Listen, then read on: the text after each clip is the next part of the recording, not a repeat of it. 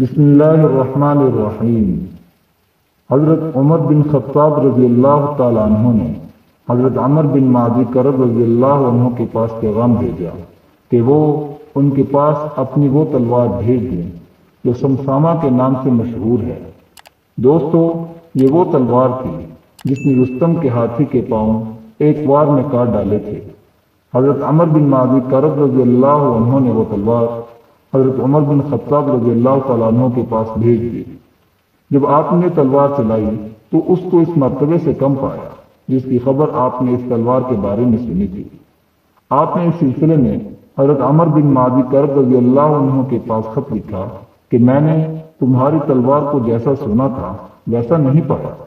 حضرت عمر بن معدی کرب رضی اللہ عنہ نے جواب دیا، میں نے امیر المؤمنین کے پاس صرف تلوار بھیجی ہے، وہ بازو نہیں بھیجا جس سے یہ تلوار چلائی جاتی ہے۔